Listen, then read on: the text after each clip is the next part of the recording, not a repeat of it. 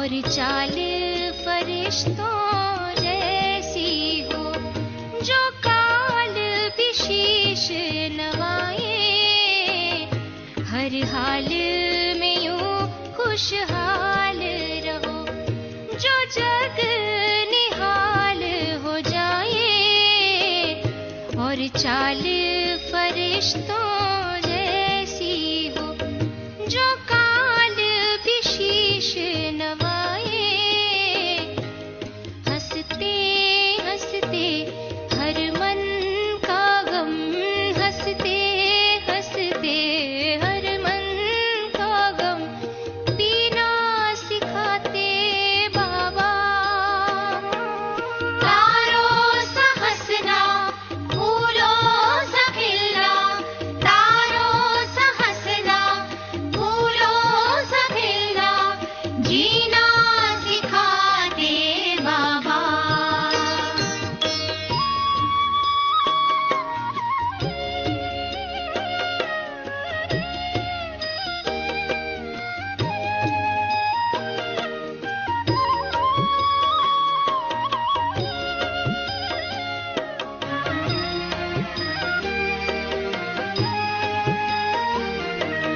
मोती गुणों के चुन चुन के, जीवन का मुक्ताहार भरे, हम प्यार करें सत्कार करें, मिलजुल के रहे व्यवहार करें।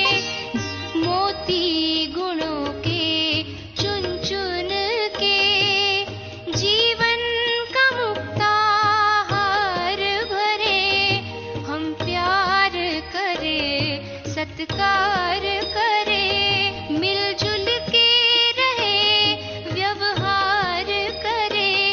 झनकार करे हर सुर में बजाना, झनकार करे हर सुर में बजाना, वीणा सिखाते बाबा।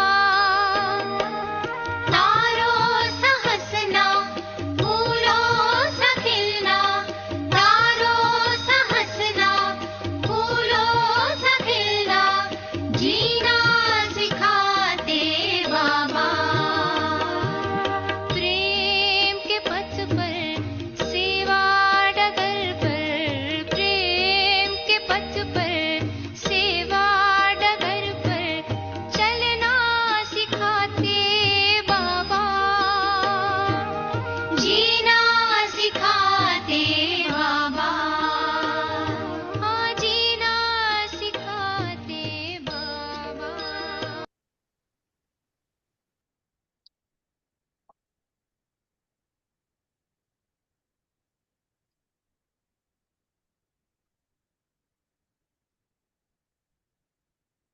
ओम शांति।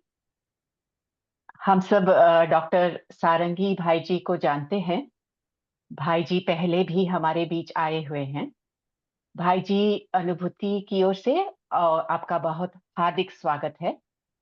आज का टॉपिक है mastering drama part 1, world drama wheel, scripted, perfect and beneficial. और इसका अगला पार्ट होगा अक्टूबर 2 को, मास्टरिंग ड्रामा पार्ट 2। तो आज का सत्र आप स्टार्ट कर सकते हैं भाई जी। ओम शांति। ओम शांति। सभी को नमस्ते।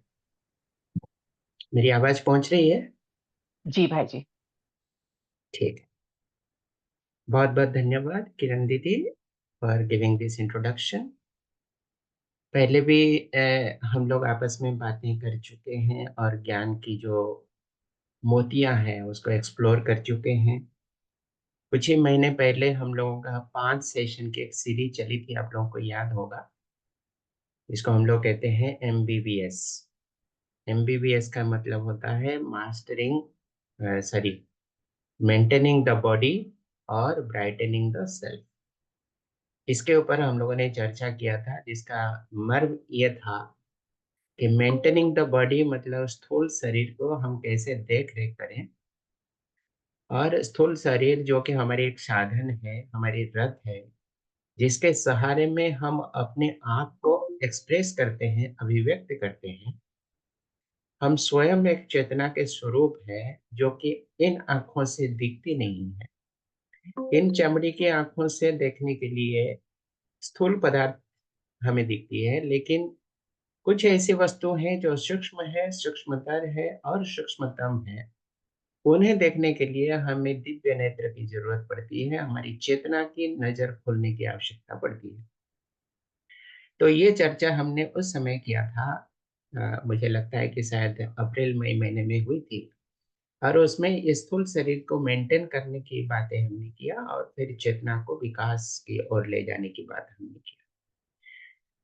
बाबा की 2009 की जो मुरली है, 18 जनवरी 2009, इस मुरली में ब्राह्मण जीवन की उन्नति के लिए, विकास के लिए, आध्यात्मिक तरक्की के लिए बाबा ने 9 नंबर पॉइंट में एक बात बताई थी। उसमें लिखा है कि माया के साथ साथ काया का भी ख्याल रखना।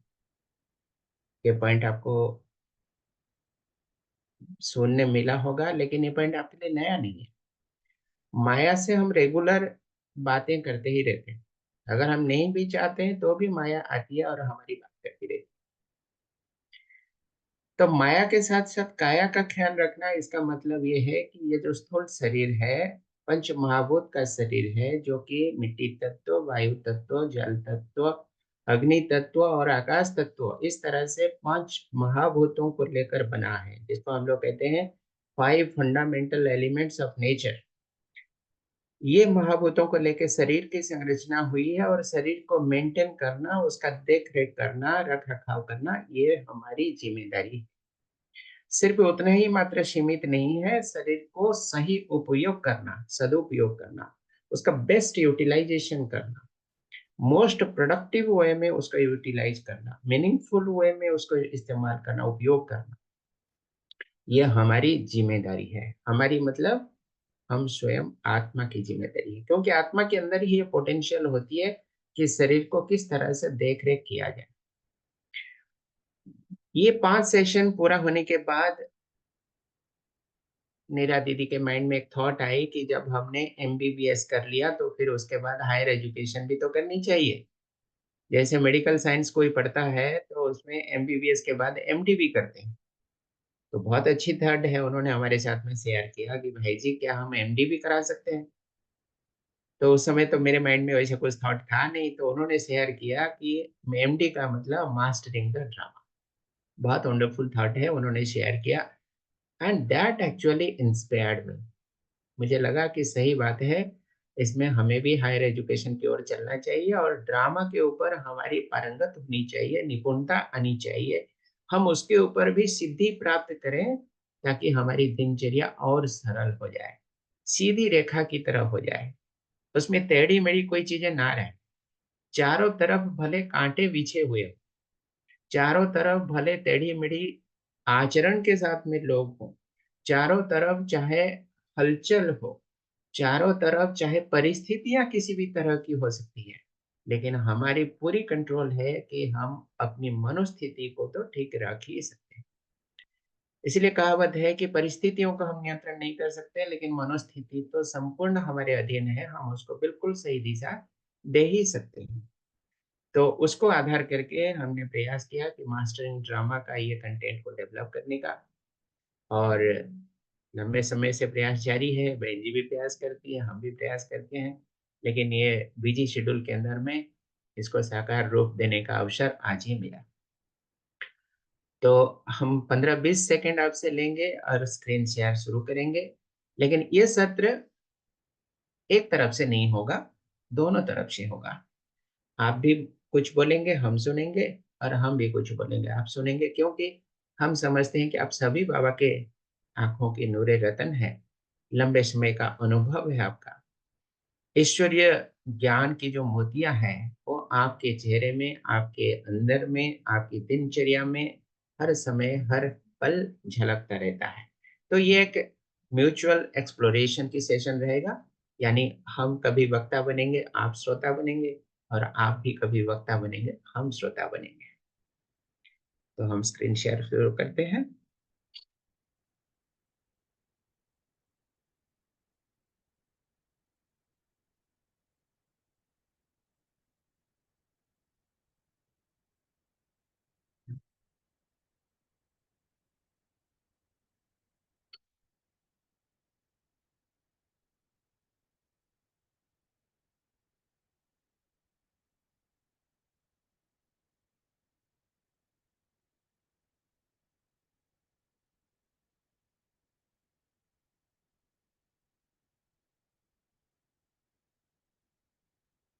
अगर स्क्रीन देख रही हो तो आप लोग मुझे बताइएगा।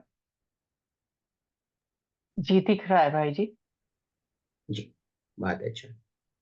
लेकिन फुल स्क्रीन नहीं तो दिख रहा है, वो फुल स्क्रीन नहीं है। जी, फुल स्क्रीन कर देते हैं। जी।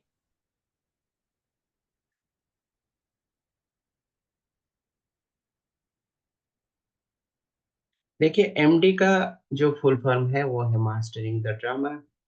ड्रामा क्या चीज है और उसके ऊपर हमें कैसे सिद्धि प्राप्त करनी है, उसके ऊपर हम कैसे दक्ष बने, उसको एक दृष्टा के रूप में आसान तरीके से कैसे हम देखें और जीवन जीते रहें, हमारी इस शरीर यात्रा आसान तरीके से ड्रामा के साथ परफेक्टली अलाइन हो जाए, इसके ऊपर हम लोग चर्चा करेंगे। सबसे पहले हम जानना चाहेंगे कि आप लोग सभी बाबा के ज्ञान में तो चल ही रहे हैं। प्रश्न, दो प्रश्न हम पूछेंगे। पहला प्रश्न, आप कितने साल से ज्ञान में चलते हैं?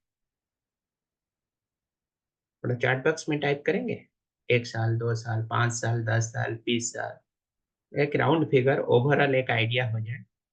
चैट बॉक्स में टाइप करें।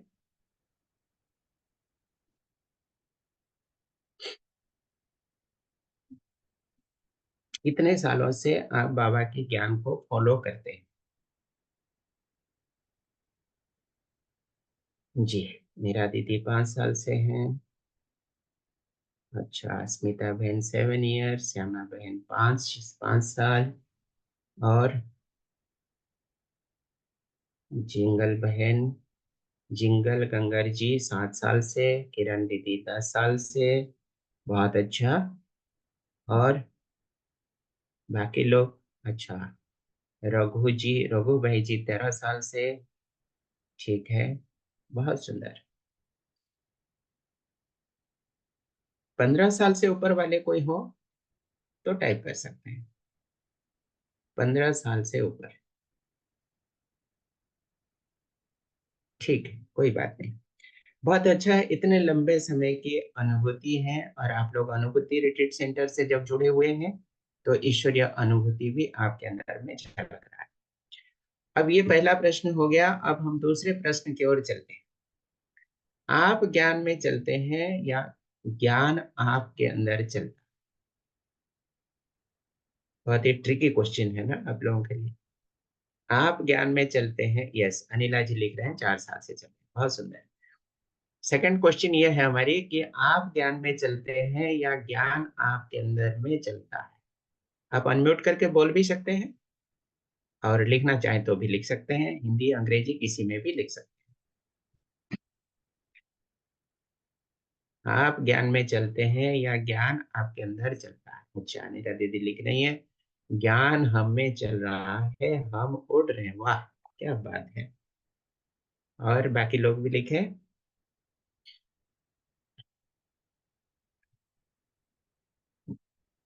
दोनों में थोड़ी सी अंतर है, आप लोग महसूस कर पा रहे होंगे कि हम ज्ञान में चलना, इसका अर्थ क्या होता है, और ज्ञान हम में चलना, इसका अर्थ क्या होता है। माइनर डिफरेंस है उसमें। मैं जब कहता हूं कि मैं ज्ञान में चलता हूं, इसका मतलब मैं फोकस में आया, मैं एकदम फ्रंट लाइन में आया। फिर ज्ञान में चलने की जो क्रिया है उसके लिए मुझे एफर्ट लगानी पड़ती है, अटेंशन देनी पड़ती है, यानी मेरी प्रयास से ये क्रिया हो रही है।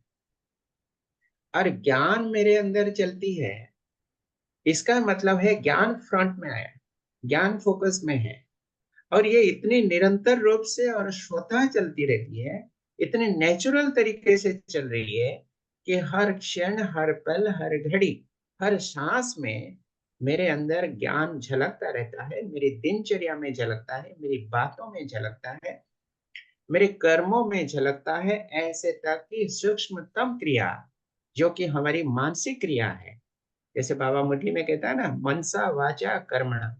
कर्मणा मतलब स्थूल कर्म, वाचा मतलब बोल के माध्यम से, और मनसा मतलब मानसिक रूप से, यानी संकल्प के रूप से भी जो भी हमारी थॉट्स क्रिएट होती है, जो हमारे मन के अंदर कल्पनाएं आते हैं, विचार आते हैं, वो भी परफेक्टली बाबा के ज्ञान के आधार पर ही आते हैं। तो इसको हम कहते हैं ज्ञान हमारे अंदर चल रही है। अब ज्ञान हमारे अंदर कब चले, सिर्फ सुबह मुरली के क्लास में चले, शाम को मेडिटेशन के समय चले, या निरंतर चले? ये बड़ा प्रश्न है। जब हम मुरली सुनते हैं क्लास में बैठ के संगठन के रूप में, उस समय हमारे अंदर ज्ञान चल ही रहा है, ज्ञान की धारा प्रवाहित होती है। नुमासाम योग में बैठते हैं तो उस समय भी हमारे अंदर में ज्ञान की धाराएं बहती रहती है, ये नेचुरल है। उस समय हम संगठन में बैठते हैं, मेडिटेशन हॉल में बैठते हैं, बाबा की गोदी में बैठते हैं, आश्रम में बैठते हैं, बीके सेंटर में बैठते हैं, तो हमारी चारों तरफ की जो वातावरण है वो हमें ऊर्जित करती रहती है, यानी हमारे लिए कंडूसिव एनवायरनमेंट, अनुकूल परिवेश प्राप्त होता है। इसलिए हमारे लिए उतना तकलीफ महसूस नहीं होता। लेकिन चैलेंज तभी आती है जब हम कार्य व्यवहार में आते हैं। कार्य का मतलब हम प्रकृति के साथ जो कुछ कार्य करते हैं, स्थूल कर्म करते हैं, उसको हम कार्य के कैटेगरी में डाल दिए। और व्यवहार का मतलब ह्यूमन ह्यूमन इंटरैक्शन, यानी मानव का मानव के साथ में जो आचरण है, म्यूचुअल कम्युनिकेशन है, इंटरैक्शन है, उसको हमने व्यवहार में डाला। तो दो भाग में इसलिए डाला ताकि समझने में आसान हो। तो कार्य व्यवहार में जब आते हैं, यानी स्थूल कर्म करते हैं, लोगों के साथ में कम्युनिकेट करते हैं, और ओबियसली ये करते समय हमारे मन के अंदर कल्पना ही यानी विचार चलते रहते हैं। तो ये सब भी क्या ज्ञान के आधार पर, ज्ञान की जो सिद्धांत है उसके अनुसार चलते रहते हैं?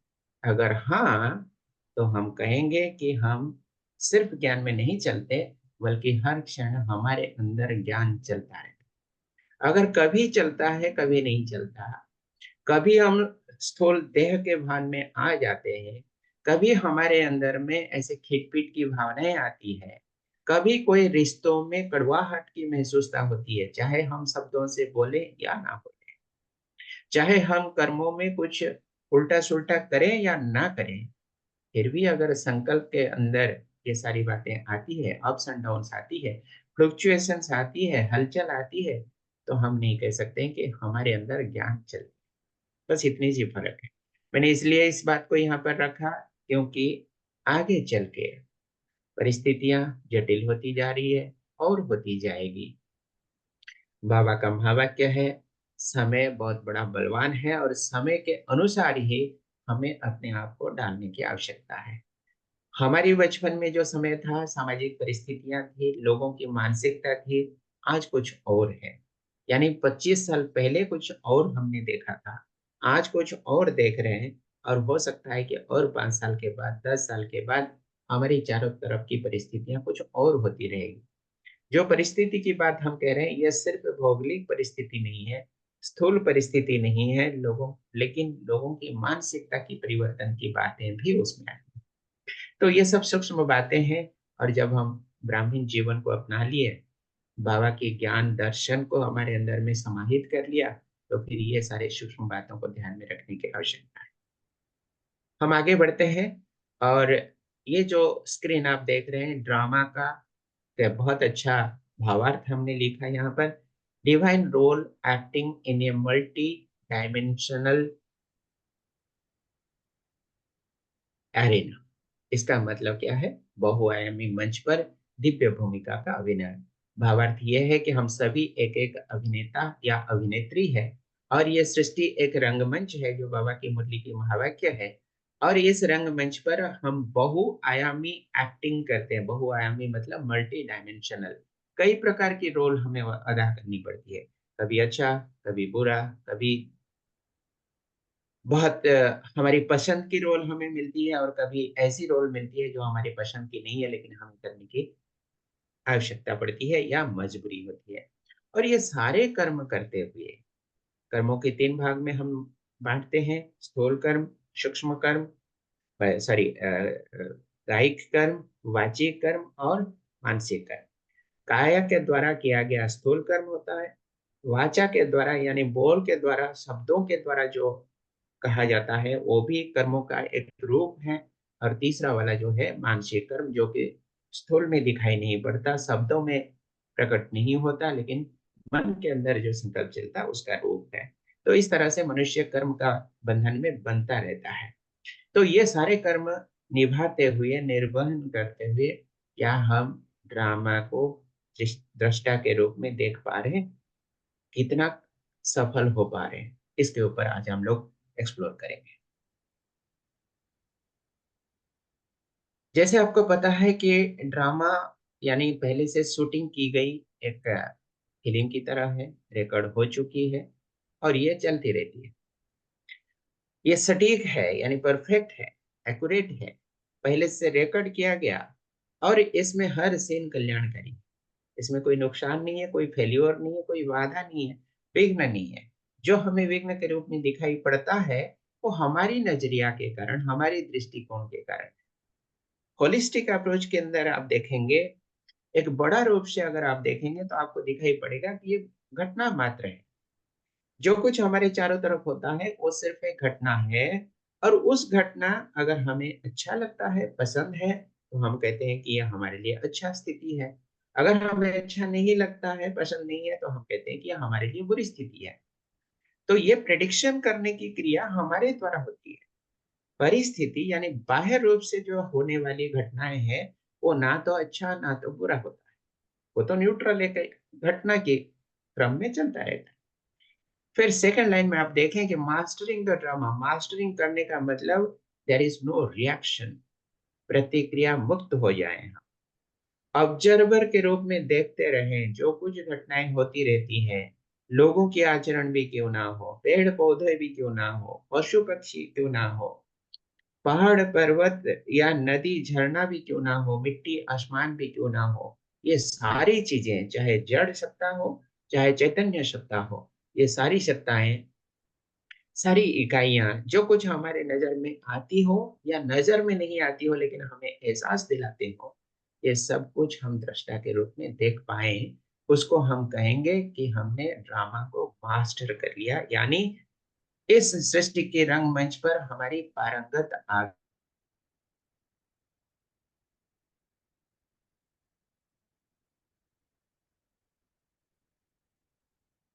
हम उसमें सिद्धि प्राप्त कर लिए, हम मत हो गए। अब यह स्थिति कोई आसान स्थिति नहीं है। बाबा की भाषा में कहा जाए तो ये कोई मासी का घर नहीं है। इसमें बहुत गहराई की अटेंशन चाहिए, बहुत गहराई का एफर्ट चाहिए, लंबे समय का पुरुषार्थ चाहिए, लंबे समय का तपस्या की आवश्यकता है, तब हम इस तरह की पारंगतता को प्राप्त कर सकते हैं।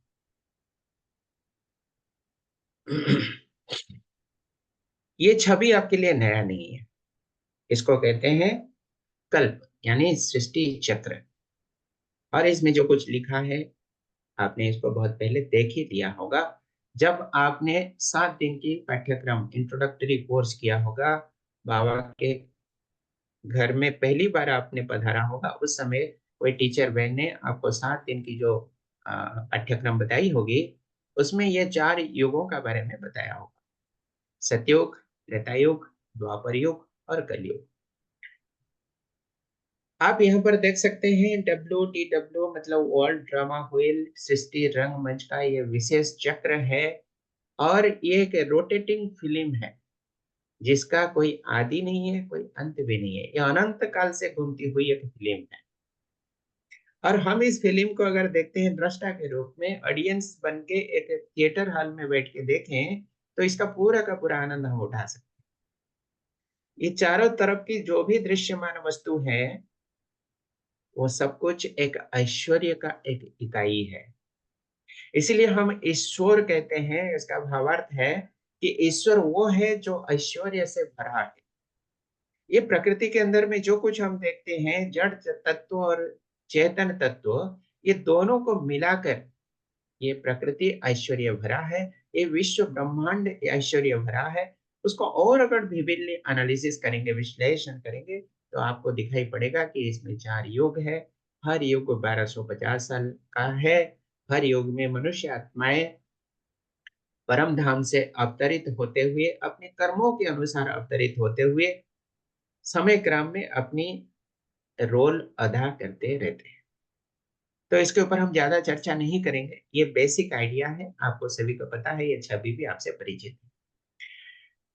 इसके साथ साथ आप ये भी जानते हैं कि एक कस्मिक थिएटर यानी ब्रह्मांडीय रंगमंच है, जहां पर एक्टर और एक्ट्रेस यानी अभिनेता अभिनेत्री पुरुष या नारी नहीं है, ये शरीर नहीं है, बल्कि शरीर को चलाने वाले आत्माएं।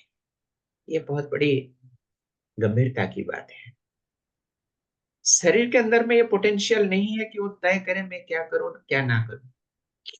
शरीर के अंदर में ये कैपेसिटी है ही नहीं कि हम इस रंगमंच पर क्या रोल अदा करें उसको तय कर सके, निर्णय कर सके। मैं क्या कर्म करूं, क्या बात करूं, क्या संकल्प की रचना मन के अंदर में करूं, ये करने की काबिलियत मेरे अंदर है। यानी मैं एक चैतन्य शक्ति हूं, जिसको हम आत्मा कहते हैं, उसके अंदर है। तो मैं जब शब्द का प्रयोग करता हूं मैं, तो उस समय मैं का मतलब एक आत्मा यानी चेतना का प्रयोग करता हूं। चेतना को सामने रख के मैं बात करता हूं। मैं एक चैतन्य शक्ति फोकस में रखते हुए मैं बात करता हूं और शरीर के माध्यम से मैं बात करता हूं। जब मैं बात करता हूं तो मेरे मुख की इस्तेमाल करता हूं, जीभ की उपयोग होता है, आंखों की उपयोग होता है, किसी की बात सुनता हूं तो मेरे कान की उपयोग होता है। अब ये इतने दूर पर बैठ के हम वीडियो कॉन्फ्रेंसिंग के माध्यम से आपस में चर्चाएं करते हैं, तो ये सामने वाली जितनी भी इलेक्ट्रॉनिक गैजेट है, ये सारे वस्तुएं, चाहे वो लैपटॉप हो, डेस्कटॉप हो, स्मार्टफोन हो, हमारे सामने की टेबल चेयर हो, एसी मशीन हो, जो कुछ हमें ये सत्र को चलाने में मदद कर रहे हैं, सपोर्ट कर रहे हैं, एक्सेसरीज को हम इस्तेमाल कर रहे हैं, ये सारे जड़ वस्तुएं शरीर के साथ, शरीर भी जड़ है, ये सारे वस्तुएं हमारे लिए सपोर्टिव मात्र है। लेकिन इस कस्मिक थिएटर में क्या करूं क्या ना करूं, क्या बोलूं क्या ना बोलूं, क्या संकल्प की रचना करूं या ना करूं, ये सब मैं ही करता हूं या करती हूं। मेरे अंदर ये पोटेंशियल है, यानी कैपेसिटी है। शरीर के अंदर में ये कैपेसिटी नहीं है। इसको जब हम अपने अंदर में बहुत दृढ़ता के साथ में रखते रहे चलते हैं, इसको स्टेबलाइज कर लेते हैं अपने अंदर में, तो फिर हमारी दिनचर्या आसान से आसान होता जाता है।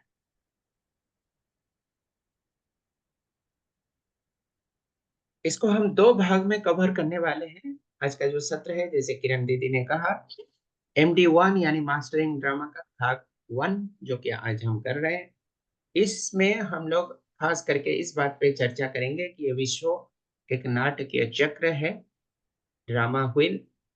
इसमें पहले से स्क्रिप्ट लिखी हुई है, पटकथाबद्ध है, और ये हमेशा परफेक्ट है, एक्यूरेट है, कल्याणकारी है। इसमें कोई अकल्याण है ही नहीं।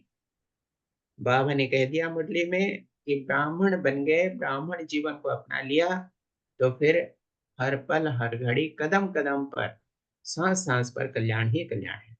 ब्राह्मण जीवन में अकल्याण का कोई लेस मात्र भी नहीं है। फिर इसके साथ में हम सेशन 2 में चलेंगे, जो कि आगे चल के अक्टूबर 3 तारीख को होने वाला है। ये इंडिया टाइम लिखा हुआ है। उस समय हम और डिटेल्स में बात करेंगे कि हम दृष्टा भाव से कैसे जी सके, अनासक्त प्रेक्षक, प्रेक्षक मतलब ऑब्जर्वर, अनासक्त भाव से, यानी कोई आसक्ति ना हो, कोई लगाव ना हो, कोई अटैचमेंट ना हो, और फिर भी हम अंदरूनी स्थिति को स्टेबलाइज कर पाए, स्थिरता के साथ, अचल अडल स्थिति के साथ जीवन जी सके।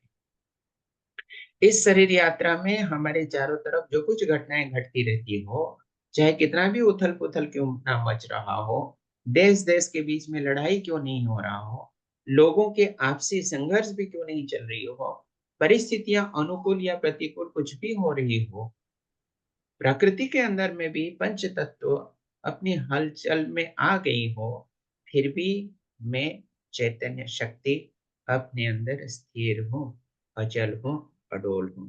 इसको हम लोग कहते हैं डिटैच्ड अटैचमेंट। परिवार के साथ में हमारे जो रिश्तेदार हैं, बच्चे हैं, पेरेंट्स हैं, भाई बहन हैं, उसको और एक्सटेंड करते जाएंगे तो आपको फिर दूर के रिश्ते वाले भी मिलेंगे, फैमिली रिलेशनशिप, काका चाचा मामा इत्यादि, उनके परिवार, इन लोगों के साथ में अक्सर हमारी और गहरी लगाव होती है।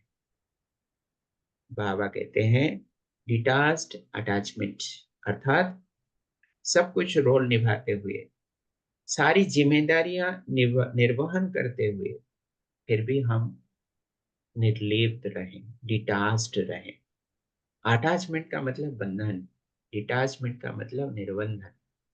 हम निर्बंधन बन के सारे कार्य करें। हम किसी को नेग्लेक्ट नहीं कर रहे हैं, किसी को लापरवाही नहीं कर रहे हैं, किसी को नजरअंदाज नहीं कर रहे हैं। सारी जिम्मेदारियां निर्वहन करते हुए हम अपने अंदर स्थित है और व्यवस्थित है, फोकस्ड है और बैलेंस्ड है। यह है ब्राह्मण जीवन की विशेषता। अभी तक ठीक चल रही है? अगर कोई किसी को शंका हो, कोई प्रश्न पूछना हो, तो आप मुझे बिल्कुल रोक सकते हैं और प्रश्न भी पूछ सकते हैं।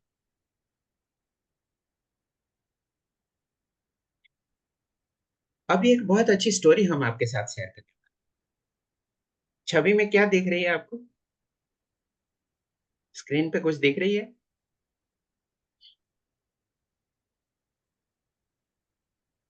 बताइए।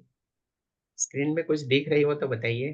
पर्सन को हैंग किया हुआ जी, है। एक व्यक्ति को यहाँ पर फांसी की सजा दी जा रही है। एंड इनफैक्ट ये कि जेल की घटना है, कारागार है, एक अपराधी की ये कहानी है। कहानी नहीं है, रियल लाइफ की एक घटना है, सच्ची घटना जो आपके साथ हम शेयर करने वाले हैं। और ये मनुष्य आत्माओं की कर्म सिद्धांतों के साथ में जुड़ी हुई बात। हम पहले स्टोरी बताएंगे, फिर आपसे प्रश्न पूछेंगे। स्टोरी इस तरह है कि एक जेल में, भारत की एक जेल में, एक अपराधी को विचार के उपरांत फांसी की सजा सुनाई गई। और आप लोगों को पता है कि फांसी की सजा जब सुनाई जाती है, तो उसके पहले, यानी फांसी की तारीख आने की जस्ट पहले, बहुत सारी तैयारियां करनी पड़ती है, बहुत सारे प्रोटोकॉल है, जो पॉलिसी होती है, जेल की जो नॉर्म्स होते हैं, गाइडलाइंस होते हैं, उसको अनुकरण करना अनिवार्य होता है।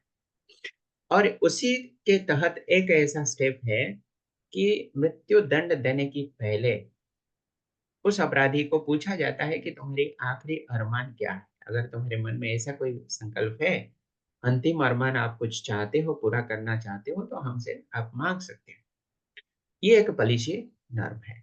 तो उसी तरह से ये व्यक्ति को जब पूछा गया, फांसी की दिन आई और फांसी के क्षण आने का जस्ट पहले अंतिम अरमान पूछा गया, तो उसने कहा कि मुझे मृत्यु दंड तो दिया जाएगा, लेकिन दंड प्राप्त करने का पहले मेरे अंतिम अरमान यही है कि मुझे फांसी की सजा ना देकर दूसरी विधि से मुझे मौत की दंड दिया जाए। और ये घटना जेल अधिकारी के नोटिस में दी गई और जेल अधिकारी ने सुनाया कि दो ऑप्शन रखा जा सकता है। एक ऑप्शन है कि फांसी की सजा, जो कि अदालत ने तय कर लिया, और दूसरी ऑप्शन यह है कि इसको कोबरा यानी नाग साहब के डंस मारा के, कोबरा बाइट के द्वारा इसको मौत की सजा दिया जाए। अब इसको ये फ्रीडम दिया जाएगा कि ये दोनों में से कोई एक को चुन सकता है, क्योंकि मौत की दंड तो देना ही है।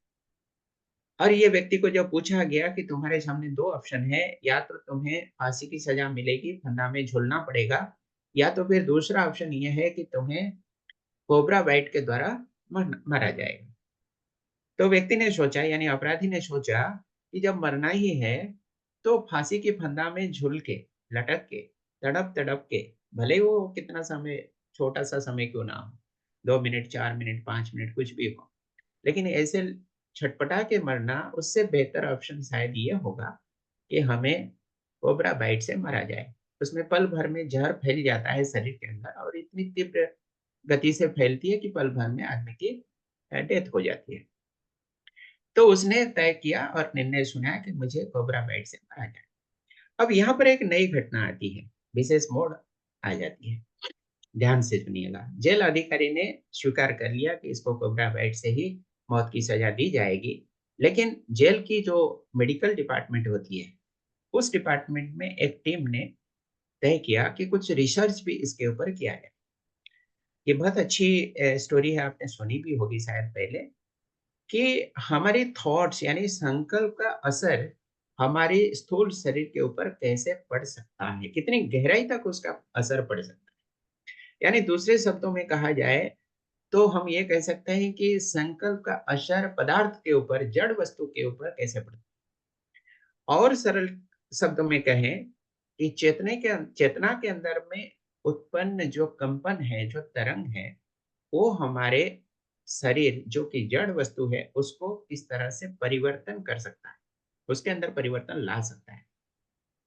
तो मेडिकल टीम ने तय किया कि हम इसके ऊपर कुछ रिसर्च करेंगे, और मेडिकल टीम अपने सपोर्टिव स्टाफ के साथ इस परीक्षण को एक पायलट स्टडी के रूप में अपना लिया।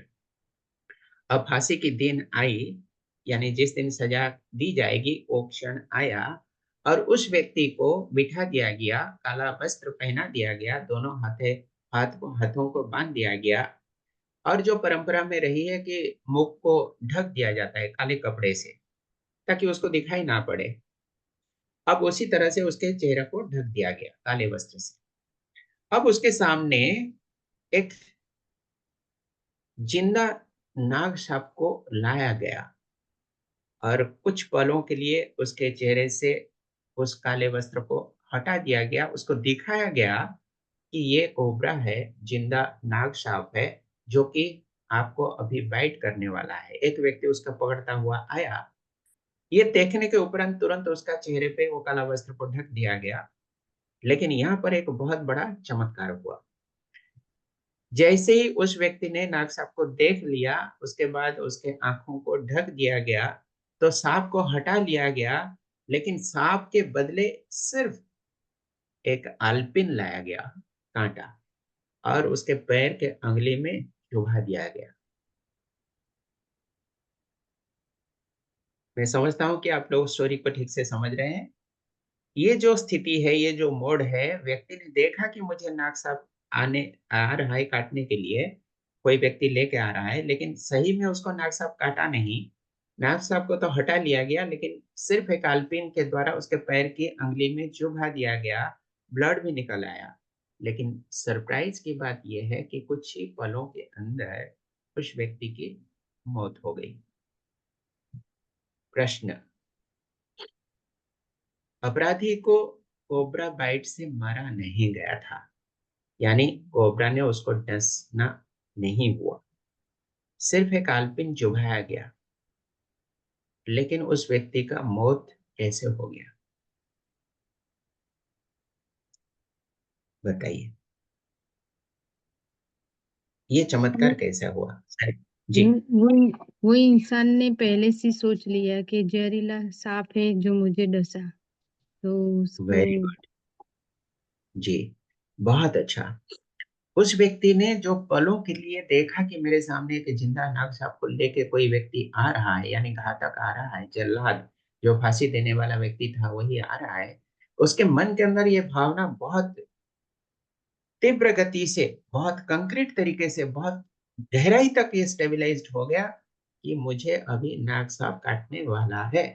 और जैसे ही पैर में उसको आलपिन चुभा गया, उसने ठान लिया, पूरा यकीन कर लिया कि ये नाग सांप ने ही मुझे डसा अभी, जिसके कारण शरीर के अंदर में हार्मोनल चेंजेस आ गया, और पूरे शरीर में जहरीली क्रिया फैल गई, यानी टॉक्सिक मैटर पूरे शरीर के अंदर में स्प्रेड हो गया, और व्यक्ति का उसके कारण देहांत हो गया, even though there was no actual poison of the cobra. ये पहला प्रश्न, और आपने सटीक उत्तर दिया कि मनुष्य के मन के अंदर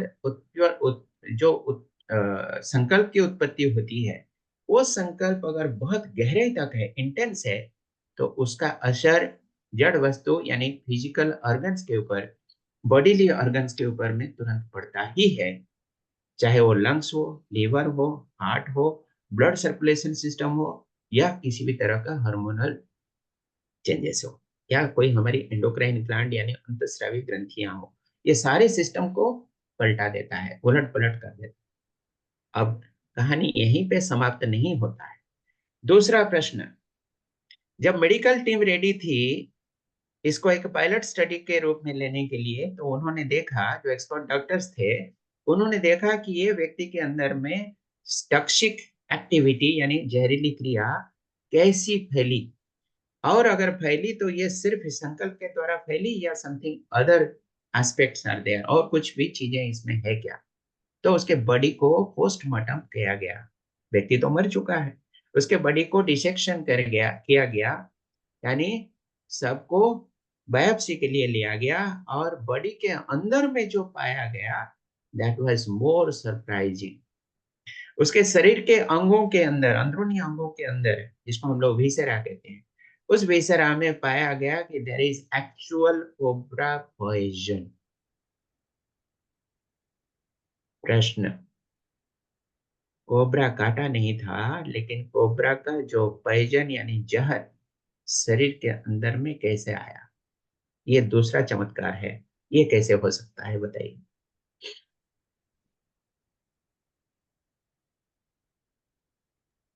जैसा बताइए। सोचा वो ही हुआ। जैसा सोचा वही हुआ।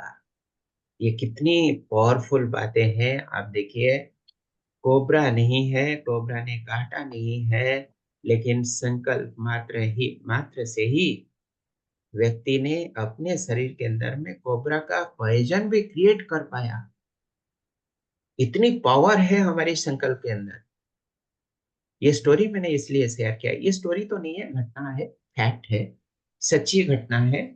अब इसको मैंने इसलिए शेयर किया कि just to understand what is the power of our thoughts, what is the potential of our thoughts, what is the intensity of our thoughts.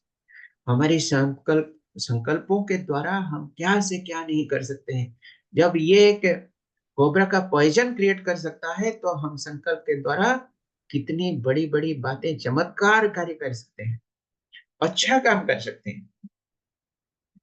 आपको ये एक बात याद दिला दूं, हमारी चेतना यानी हम स्वयं, हमारे अंदर जो कल्पना करने की शक्ति है, वो इतनी पावरफुल और इतनी निरंतर चलती रहती है। उसका कोई स्टॉप नहीं है, इंटरप्शन नहीं है, रुकावट नहीं है, रोकथाम नहीं है, डिस्ट्रप्शन ही नहीं है, निरंतर चलती रहती है। ऐसे तक कि आप जब सुप्त अवस्था में रहते हैं यानी निद्रित अवस्था में रहते हैं, तो भी आत्मा के अंदर में वो विचार चलता रहता है, चाहे आप महसूस कर पा रहे हो या नहीं कर पा रहे। निद्रित अवस्था में जो सपने आते हैं, वो सपने भी अपने संकल्पों का एक एक अभिव्यक्ति है। अब जो सबसे इंपॉर्टेंट बात समझने की बात है, हमारे संकल्प उत्पन्न होने के आधार क्या है? अगर हमारे संकल्पों की उत्पत्ति के आधार अच्छी चीजें हैं, ज्ञान की मोतियां हैं, बाबा की मुरलियों की पॉइंट्स है, तो ये नेचुरल है, ऑब्वियस है कि हमारे संकल्प पावरफुल होंगे, सकारात्मक होंगे, ऊर्जा संपन्न होंगे, जो कि हमें सकारात्मक रास्ता की ओर प्रेरित करते रहे। और दूसरे तरफ देखें, हमारी देख रेख, हमारी दिनचर्या, हमारी आहार विहार, हमारी आचरण, हम क्या देखते हैं आंखों से, क्या सुनते हैं कानों से, और क्या कर्म करते हैं शरीर के द्वारा, अगर ये निकृष्ट मान के हैं, पतित लेवल के हैं, जो मानवीय आचरण के विरुद्ध है, ब्राह्मण के आचरण के विरुद्ध है, तो फिर ऑब्वियस है कि हम भले ही नींद में सो रहे हो, लेकिन हमारे संकल्पों में वही चीजें आएगी जो कि हमें नकारात्मकता की ओर प्रेरित करती रहेगी।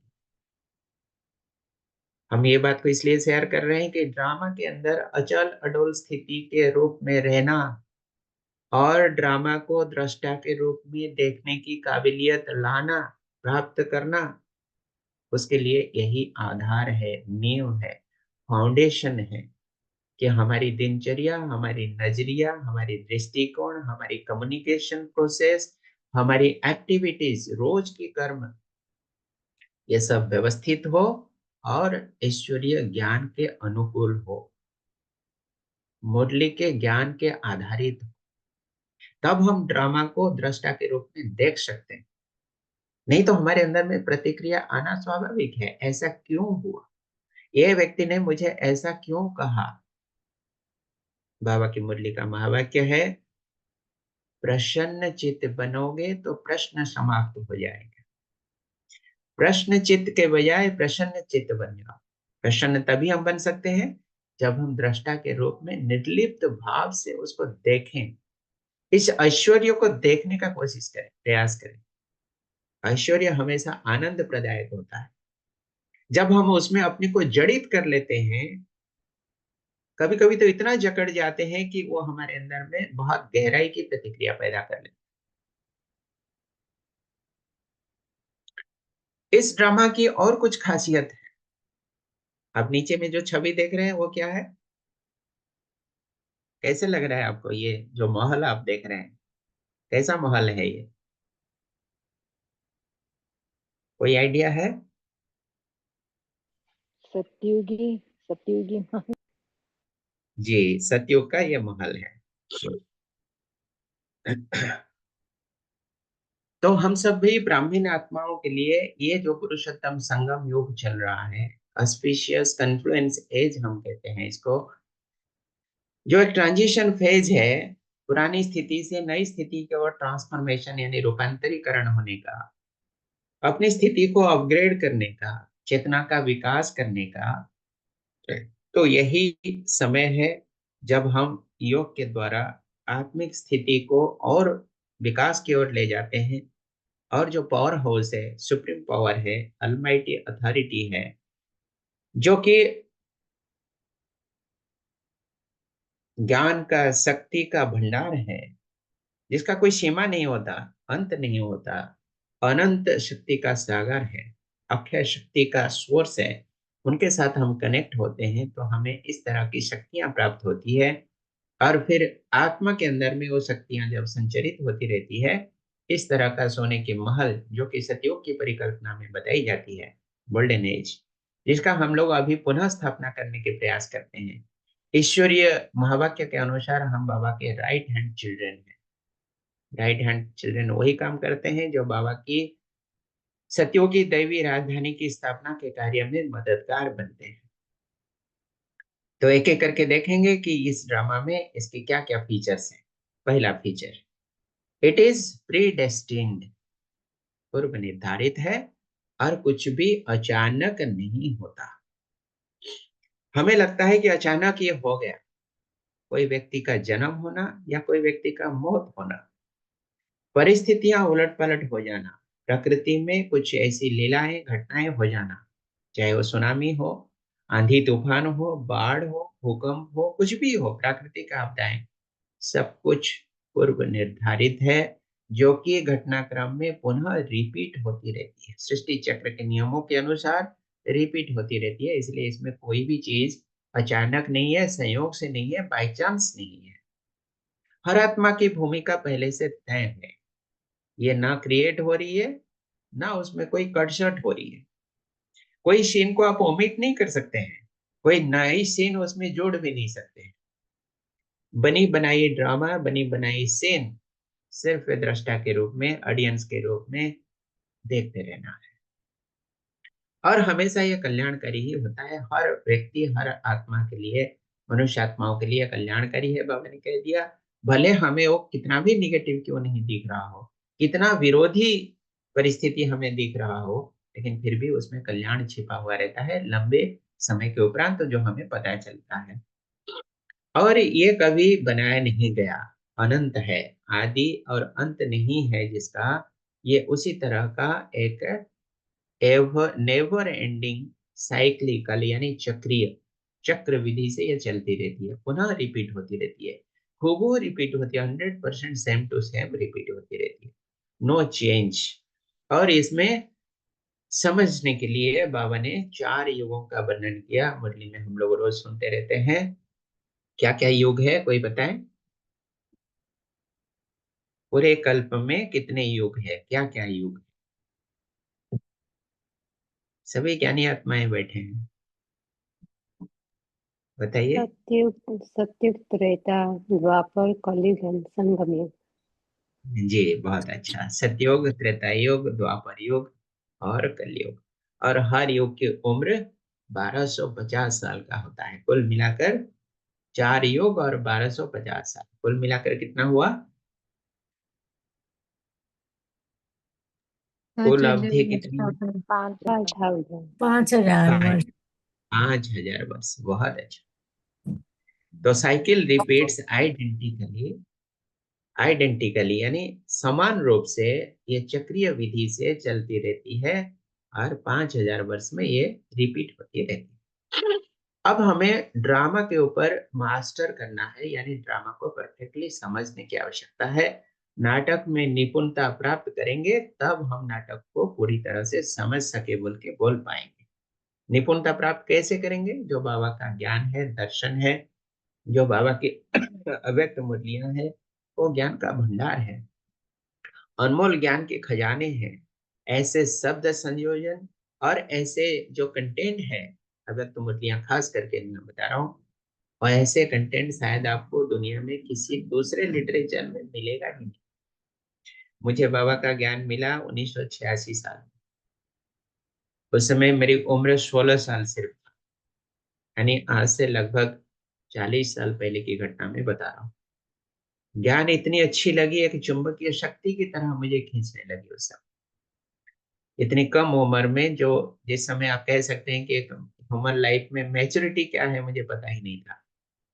जैसे बड़े होते रहते हैं हम, दुनिया के बारे में ज्यादा जानकारी मिलती रहती है, लोगों के बारे में, समाज के बारे में, परिवार के बारे में, नौकरी के बारे में, और पूरी दुनिया के बारे में, पर्यावरण के बारे में, इस विश्व ब्रह्मांड के बारे में धीरे धीरे हमारी ज्ञान बढ़ता जाता है। तो ये जो समय का अनुसार हमारी तरक्की होती रहती है, प्रगति होती रहती है, उसमें निष्ठा की आवश्यकता होती है, कंसिस्टेंसी की आवश्यकता होती है, निरंतरता की आवश्यकता होती है, नियमितता यानी रेगुलरिटी की आवश्यकता होती है। तब जाके हम इसमें निपुणता प्राप्त कर पाएंगे, और निपुणता प्राप्त करना मतलब ड्रामा को मास्टर कर लेना। और ये नाटक शाश्वत है, सटीक है, इसमें कोई गलतियां नहीं है, क्योंकि कुदरत की जो डिजाइन है, सुप्रीम अथॉरिटी, सुप्रीम सोल, परमपिता परमात्मा है, सर्वशक्तिवान है, उनके डिजाइन में कभी फॉल्ट नहीं हो सकता, और ये हमेशा कल्याणकारी होती है, फिक्स्ड है। हर घटना आत्मा की उन्नति के लिए होती है। हमें सामयिक रूप से भले ही दिखाई पड़ता हो कि इसमें हमारी कुछ गड़बड़ियां हो रही है, हमें बाधा दिख रही है, हमें कष्ट हो रही है, इसको हम सहन करने में पीड़ा महसूस करते हैं, भले ही वो सामयिक रूप से दिख रहा हो, लेकिन लॉन्ग टाइम में पता चलता है कि इसके पीछे कल्याण ही छिपा हुआ था। और ये हर कल्प में दोहराया जाता है, यानी 5000 वर्ष में रिपीट होती रहती है।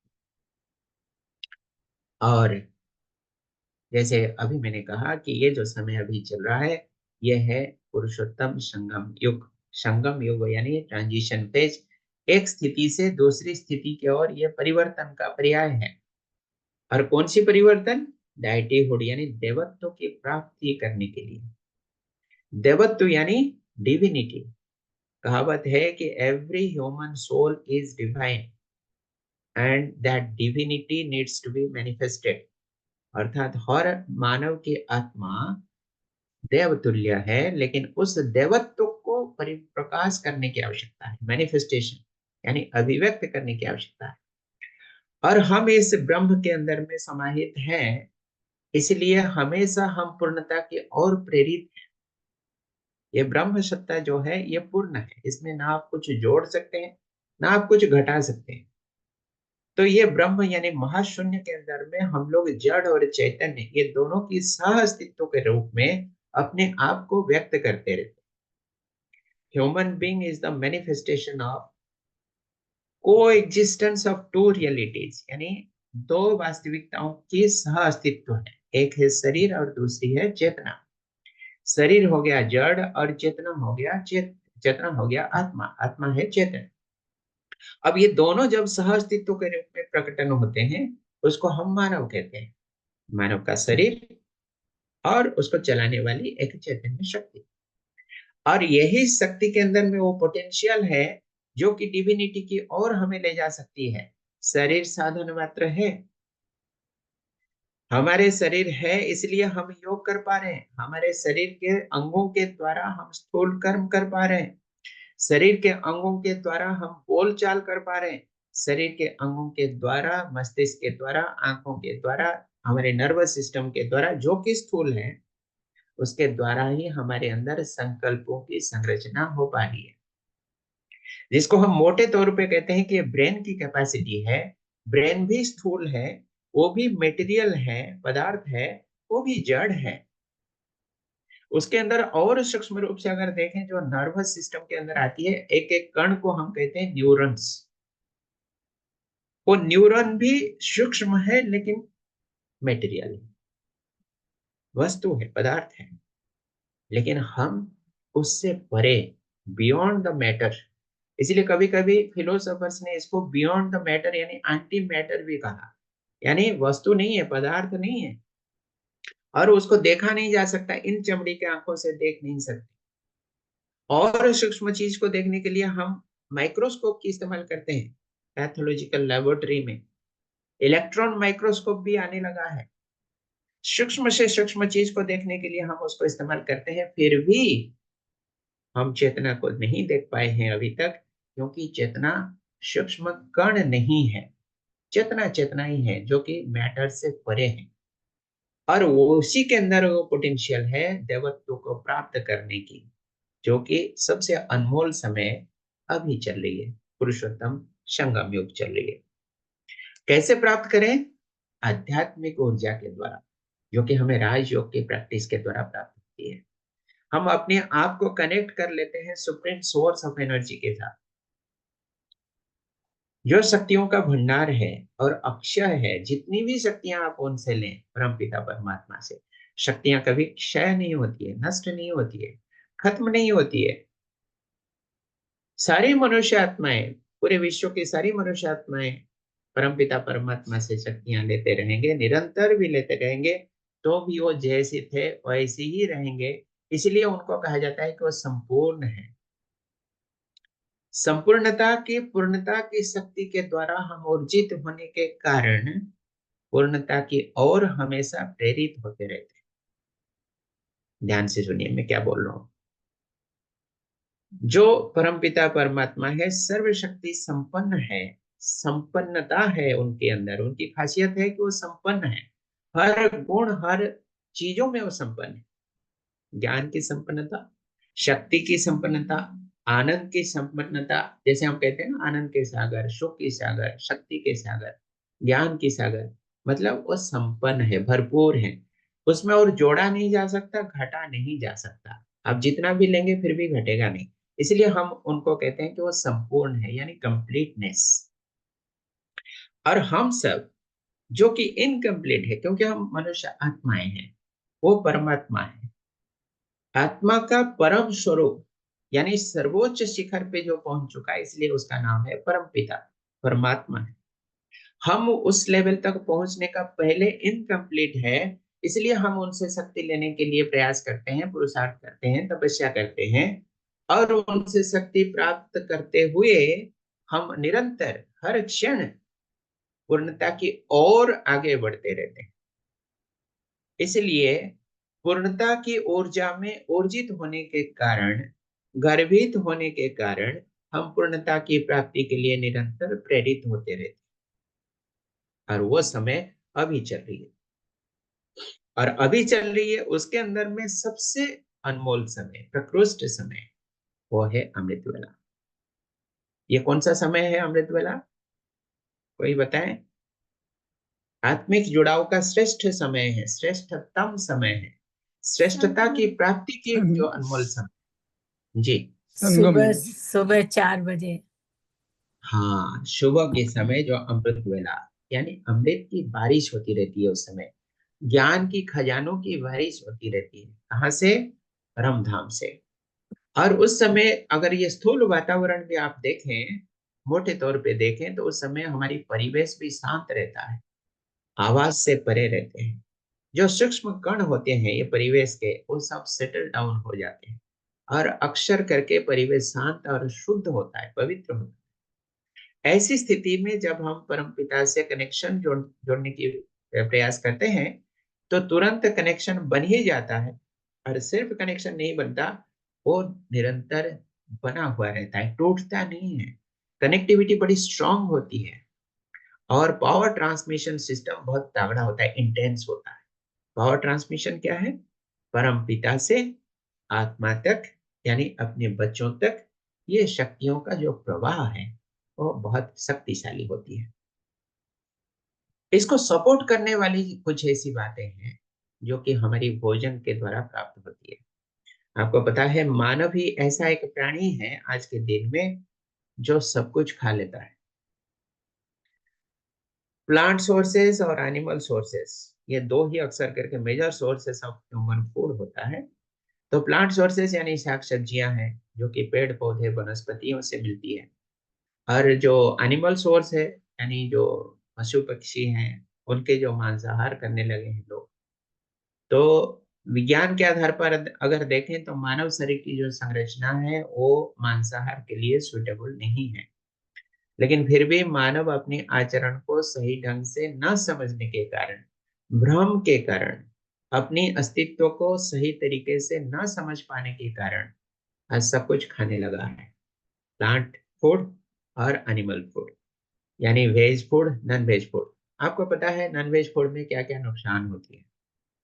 साइंस भी इसको सिद्ध कर चुका है कि जो एनिमल फूड्स होते हैं उसमें भले ही प्रोटीन और विटामिन ज्यादा मात्रा में हो, लेकिन जब एक एनिमल को हम हत्या करते हैं, कोई पक्षी को हम हत्या करते हैं, तो उस समय जो उसके अंदर की जो फियर है, पीड़ा है, छटपटाहट है, उस समय उसके शरीर के अंदर में हार्मोनल चेंजेस इतनी तीव्र मात्रा में होती है कि पूरे शरीर के अंदर में टॉक्सिक मैटर फैल जाती है, यानी पॉइजन फैल जाती है। शिवानी दीदी कहती है कि हम प्रोटीन सिर्फ खाते नहीं है, विटामिन सिर्फ खाते नहीं है, उसके साथ में उस पशु के शरीर में, चाहे वो बकरी हो, चाहे वो कोई पक्षी हो, किसी भी तरह का प्राणी हो जिसको हम मार के उसका मांस भक्षण करते हैं, उसके शरीर के प्रोटीन और विटामिन के साथ में हम उसके शरीर के जहरीली पदार्थों को भी भक्षण कर लेते हैं, यानी टॉक्सिन को भक्षण कर लेते हैं। अब आप लोग सोचिए कि हमें प्रोटीन भले ही मिल रही होगी, लेकिन जो टॉक्सिन हमारे शरीर के अंदर जाएगा या गया, यानी विष क्रिया फैलने लगी, उसका असर क्या होगा, उसका परिणाम क्या होगा। ये सिर्फ शारीरिक स्थिति को बिगाड़ता नहीं है, हमारी मानसिक स्थिति को भी बिगाड़ती है, हमारी इमोशनल स्टेट को भी बहुत गंभीर रूप से प्रभावित करती है। इसलिए शुद्ध शाकाहारी भोजन, पवित्र भोजन, बाबा की याद में बनाया गया भोजन, ईश्वरीय ऊर्जा के द्वारा ऊर्जित किया गया भोजन, जो कि मंत्र अभिषिक्त हम कह सकते हैं। ये कौन सा मंत्र है? ये संकल्पों का मंत्र है, शुद्ध संकल्पों का मंत्र है। बाबा के साथ में निरंतर कनेक्टेड रहते हुए, संयोग स्थापन करते हुए, आत्मा और परमात्मा दोनों कनेक्टेड रहते हुए जब किचन में हम खाना बनाते हैं, उसको हम कहते हैं सात्विक भोजन। इसमें सात्विक प्रकंपन होती है, वाइब्रेशंस होती है। उसको जब हम भक्षण करते हैं, शरीर के अंदर में शुद्धता की निर्माण होती है, ऊर्जा की निर्माण होती है, सकारात्मक ऊर्जा की निर्माण होती है। और सिर्फ उतनी नहीं, हम जहां भी जाते रहते हैं, जिस परिवेश से हम गुजरते रहते हैं, चारों तरफ हमारे शरीर के माध्यम से जो ऊर्जा निर्गत होती है वो भी सकारात्मक होता है। लोगों से बातें करते हैं तो हमारे अंदर से सकारात्मक ऊर्जा की प्रवाह होती है। यह है शुद्ध सात्विक भोजन की फायदा। उसमें पोषण तो मिलता ही है, शरीर के लिए जो आवश्यक पोषण है वो अवश्य मिलेगा, शरीर को परिपुष्ट करेगा, लेकिन उसके साथ साथ आत्मा की भी सही पोषण हो, यह हमें सुनिश्चित करने की आवश्यकता है। सकारात्मक चिंतन तभी आती है जब हम सकारात्मक भोजन करते हैं और बाबा के ज्ञान के साथ में निरंतर रियान करते रहते हैं। और दिव्यता की प्राप्ति हमें तभी होती है जब हमारा शरीर भी शुद्ध हो, विचार भी शुद्ध हो, संकल्प भी शुद्ध हो, हमारी जो कल्पनाशीलता की शक्ति है वो हमेशा सकारात्मकता के साथ आगे बढ़ती रहे। बाबा की महावाक्य है, हमेशा न्यारा और प्यारा बन के रहना। मीठे बच्चे, न्यारापन और प्यारापन, किसी से हमारा लगाव झुकाव नहीं है, आसक्ति भाव नहीं है, हम सबसे न्यारे हैं। और सिर्फ न्यारे नहीं, प्यारे भी हैं, मीठे भी हैं। बाबा रोज मुरली में बच्चों का श्रृंगार करते रहते हैं, मीठे बच्चे, प्यारे बच्चे। सुनने से ही मन भर जाता है, भरपूरता का महसूस होता है, जीवन में सार्थकता की महसूसता होती है, परिपूर्णता की महसूसता होती है। इसलिए होती है क्योंकि सर्वशक्तिमान विश्व ब्रह्मांड की जो नियंत्रक है, परम पिता है, ईश्वर है, भगवान है, जिसको हम सर्वशक्तिमान मानते आए और युगों युगों से जिनकी तपस्या करते आए, प्राप्ति के लिए एक झलक का दृश्य मिल जाए, आंखों के दर्शन मिल जाए, वो हमें रोज सवेरे श्रृंगार करते हैं। अमृत पहले उठते हुए हमें श्रृंगार करते हैं, गुड मॉर्निंग बच्चे कहते हैं। हम ही सिर्फ गुड मॉर्निंग बाबा नहीं करते, बाबा भी बच्चों को गुड मॉर्निंग करते हैं। ये जो ईश्वरीय प्रेम है, ईश्वरीय सौगात है, तोहफा है और शक्तियों की जो भरपूरता है, यही हमें न्यारा और प्यारा बना देता है, जिसके द्वारा हम लोग पसंद, प्रभु पसंद और स्वयं पसंद बन जाते हैं। हम जो भी बोल रहे हैं ये बाबा की मुरलियों का शब्द ही हम बोल रहे हैं। स्वयं पसंद, लोक पसंद और प्रभु पसंद। इसका भावार्थ यह है कि मैं स्वयं के साथ हमेशा हार्मोनी में रह पाता हूँ, क्योंकि मेरे अंदर जो चल रहा है मैं स्वयं उसको देख सकता हूँ, निरंतर देख रहा हूँ। निरीक्षण, परीक्षण, सर्वेक्षण में स्वयं कर पाता हूँ। मेरे अंदर क्या चल रही है, दुनिया को दिख नहीं रही हो, लेकिन मुझे तो दिख ही रही है निरंतर। मैं जब स्वयं के अंदर में नजर डालता हूं तो मुझे दिखती है कि मेरे अंदर ईश्वरीय ऊर्जा की प्रभाव होती है, मेरे अंदर सकारात्मक चिंतन की निर्माण होती है, तो मैं स्वयं को लेके खुशी और गर्व का एहसास करता हूँ। ये हो गया स्वयं पसंद, यानी लविंग माई सेल्फ। मैं स्वयं को इतना प्रेम करता हूँ, इसलिए करता हूँ क्योंकि मेरे अंदर शुद्धता है, प्रेम की भाव है, जो कि दिव्य मानव का आचरण में झलकता रहता है। इसी के कारण मैं लोग पसंद भी बन जाता हूँ। लोग मुझे प्रेम करने लगते हैं, लोग मुझे अपनाने लगते हैं, क्योंकि वो देखते हैं कि मेरे अंदर कुछ विशेषता है, खासियत है। उनको लगता है कि ये विशिष्ट व्यक्ति है, चाहे मैं भाई हूँ, चाहे बहन हूँ, पुरुष हूँ या नारी हूँ, छोटा बच्चा हूँ या बड़ा व्यक्ति हूँ, अडल्ट हूँ या एडल्टली पर्सन हूँ, लेकिन फिर भी मेरे अंदर में, मेरे आचरण में कुछ ऐसी विशेषताएं उनको दिखती है, जो कि उनको लगता है कि ये व्यक्ति निराला है। इसलिए मैं लोक पसंद भी बन जाता हूँ।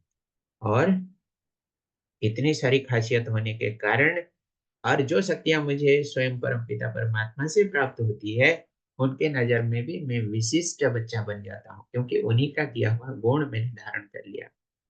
जो शक्तियों का भंडार है, उन्हीं शक्तियों को मैंने धारण कर लिया। जो आनंद का सागर है, उन्हीं आनंद के सागर से मैंने कण को धारण कर लिया। उस पानी को मैंने अपने अंदर में प्रवाहित होने दिया। कौन सी पानी? ज्ञान की पानी, ज्ञान की धारा, ज्ञान की कलश। इतनी सारी विशिष्टता हमारे अंदर होने के कारण हम स्वयं पसंद, लोक पसंद और प्रभु पसंद बन जाते हैं।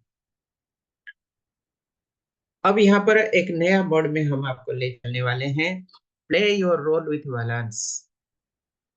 हर जगह पर, हर मोड पे, जिंदगी के हर क्षेत्र में संतुलन की आवश्यकता होती है, ये आपको पता है। ये संतुलन हम कैसे बना पाएंगे? ब्राह्मण आत्माओं के लिए विशेष रूप से ये प्रयोजन की आवश्यकता है, नियोजन की आवश्यकता है कि हम स्वयं को सिर्फ दृष्टा के रूप में नहीं रखें, दृष्टा के साथ साथ आत्मिक स्थिति में भी रखें। बातें करें तो आत्मिक स्थिति में करें, भोजन करें तो आत्मिक स्थिति में करें। यह संकल्प करें कि मैं भोजन तो ले रही हूँ, हाथों के द्वारा मुख के अंदर में भोजन को रख रही हूँ, लेकिन स्वाद लेने वाली मैं अलग सत्ता हूँ। स्वाद लेने वाली यानी जो भोक्ता है, दृष्टा है, निर्णय करने वाली शक्ति है, वो मैं स्वयं हूँ। ये शरीर नहीं, शरीर के माध्यम से मैं उसका आनंद लेता हूँ। शरीर के इंद्रियों के द्वारा, जीव के द्वारा स्वाद में ले रही हूँ, दैट इज ट्रू, लेकिन आनंद का जो भोग कर रहा हूँ, यानी इंद्रियों के द्वारा जो सुख हमें प्राप्त होती है, सेंसुअल प्लेजर हमें प्राप्त होती है, अच्छा भोजन से, अच्छे कपड़ों से, अच्छे दृश्य से, अच्छी बातें सुनने से, अच्छी स्मेल अगर नाक में आने से, ये सारी हमारे जो ज्ञान की इंद्रियां हैं, पंच इंद्रियां, इसके माध्यम से हमें बाहर से इनपुट मिलती है। स्वाद भी एक इनपुट है, लेकिन ये सारी चीजों के आनंद एहसास करने वाली मैं अलग वास्तविकता हूँ। That is myself, that is the consciousness. और सामने वाले व्यक्तियों को, मेरे बच्चों को, मेरे पेरेंट्स को, मेरे ब्रदर्स एंड सिस्टर्स को, मेरे परिवार के सदस्यों को भी मैं आत्मिक दृष्टि से देखूं तो मुझे निर्लिप्त रहना आसान हो जाएगा। डिटाच्ड ऑब्जर्वर बन के कार्य निर्वहन करना आसान हो जाएगा। हमारे आचरण में भी उस तरह की दिव्यता झलकने लगेगी जब हम औरों को भी आत्मिक दृष्टि में देखने लगे। तो जब हम बाबा के ज्ञान में आ गए तो सोल कॉन्शियसनेस हमारे अंदर में आने लगी। हम और निष्ठावान बन गए और हमारी केंद्रीभूत दृष्टिकोण और केंद्रीभूत हो गया। हमारी नजरिया और स्थित प्रज्ञ के और चलने लगी कि हम सोल है, यानी आत्मा है। शरीर से भिन्न एक सत्ता और वास्तविकता भी है, क्योंकि हम स्वयं महसूस कर पाते हैं शरीर के अंदर में वो पोटेंशियल नहीं है। आप देखे होंगे, अगर एक मृत शरीर पड़ा है, चाहे मनुष्य का हो, कोई पशु का हो, कोई पक्षी का हो, मृत शरीर को चींटियां खाने लगते हैं, कीड़े मकोड़े लग जाते हैं, लेकिन शरीर के अंदर कोई हलचल नहीं, प्रतिक्रिया ही नहीं होती है, क्योंकि शरीर के अंदर वो ताकत ही नहीं है। लेकिन जिंदा मनुष्य है, सोया हुआ हो और चींटी काटने लगे, कीड़ा चलने लगे, तो तुरंत उसका हाथ जाके उसको हटाने की कोशिश करता है। ऐसे तक कि निद्रित अवस्था में भी अगर मच्छर काटने लगे तो भी हाथ जाके उसको हटा लेता है या मार लेता है। तो ये सोल कॉन्शियसनेस स्टेट तो हमारे अंदर आ ही गई जब हम अपने को ज्ञान के मार्ग पे चलाने शुरू कर दिए। लेकिन अब हमें सोल कॉन्शियसनेस स्टेट से धीरे धीरे रोल कॉन्शियसनेस की ओर चलना है। What is role consciousness? ये रोल है निरंतर स्मृति में रहे कि हमारी रोल क्या है। मोटे तौर पे हम ये बोल सकते हैं कि हमारी रोल है इस शरीर को सही उपयोग में लाने की ताकत हमारे अंदर है। सही उपयोग क्या है? इसके अंदर ज्ञान की पराकाष्ठा है। ये ज्ञान को समझ सकता है, इसलिए मानव आत्मा को कहा जाता है ये ज्ञान के प्रतीक है, ज्ञान स्वरूप। पेड़ पौधों को हम ज्ञान स्वरूपम नहीं कहते हैं, पशु पक्षियों को हम ज्ञान स्वरूपम नहीं कहते हैं, मिट्टी पानी धातु पहाड़ को हम ज्ञान स्वरूपम नहीं कह सकते हैं, उनके अंदर वो ताकत है ही नहीं। लेकिन मनुष्य के अंदर ये ताकत है, क्योंकि वो ज्ञान को समझ सकता है, सत्यता को समझ सकता है, वास्तविकता को समझ सकता है, देख सकता है, परीक्षण कर सकता है, स्वीकार कर सकता है, सही गलत का निर्णय कर सकता है।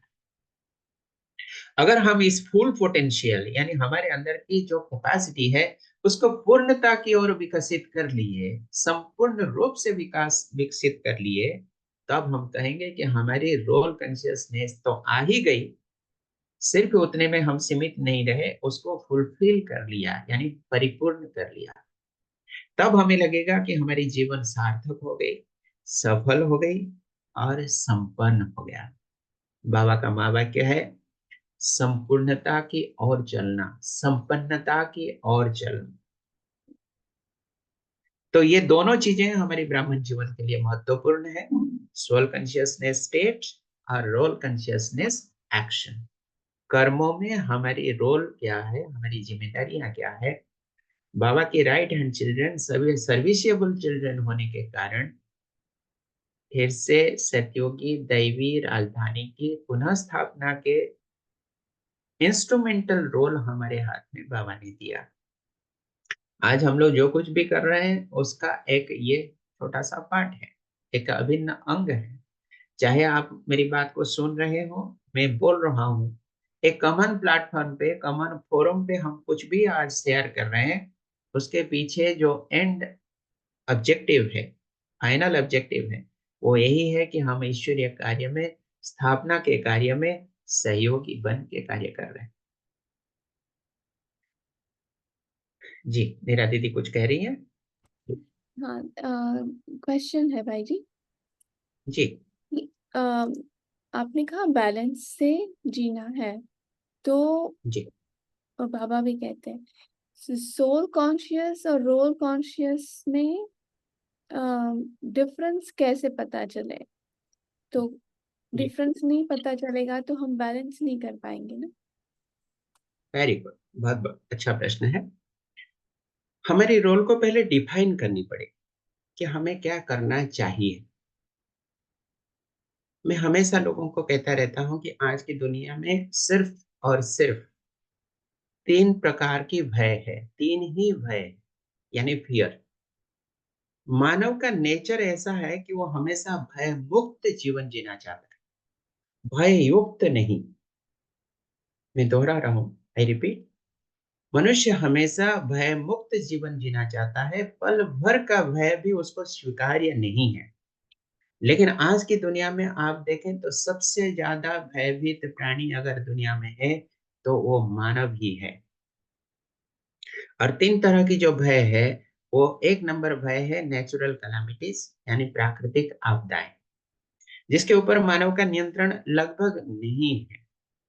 बाढ़ आया, भूकंप हुआ, भूस्खलन, सुनामी आई, आंधी तूफान मच गया, इस तरह की जो प्राकृतिक दुर्विपाक हैं, वो हो जाने के उपरांत हम अपने आप को फिर से थैथान करने की प्रयास करते हैं, रिहैबिलिटेशन की ओर चलते हैं, पुनर्निवास की व्यवस्था करते हैं, लेकिन उसको रोकथाम नहीं कर सकते। सुनामी आ रही है, हम उसको रोक नहीं सकते। आंधी तूफान आ रही है, हम उसको रोक नहीं सकते। तो ये सबसे बड़ा भय है मनुष्य के लिए। दूसरा भय है जंगली जानवरों का, पशुओं का, हिंस्र पशुओं का, वाइल्ड एनिमल्स का, जो कि आज के मॉडर्न युग में लगभग नहीं है।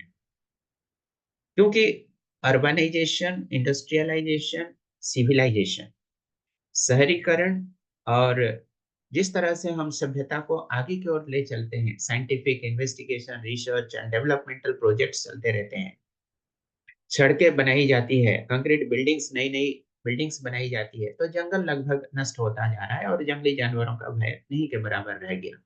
लेकिन तीसरा और सबसे क्रिटिकल, वो है मानव से मानव का भय। आप स्वयं अनुभवी है कि निरंतर हमें भय लगता है, और मानव से ही भय लगता है, क्योंकि मानव ही ऐसा एक रचना है जिसके अंदर में क्या चलता है वो प्रकट नहीं करता। अंदर में कुछ घातक चिंताएं चलती है और बाहर से कुछ अच्छा आचरण दिखाता है, ये मानव कर सकता है, पशु ऐसे नहीं कर सकता। हम शेर को उतना ज्यादा नहीं डरते हैं क्योंकि हमें पता है कि शेर क्रूर है, और क्रूर पशु का जो आचरण है वो हिंस्र होता है, इसलिए हम शेर से सावधान रहते हैं।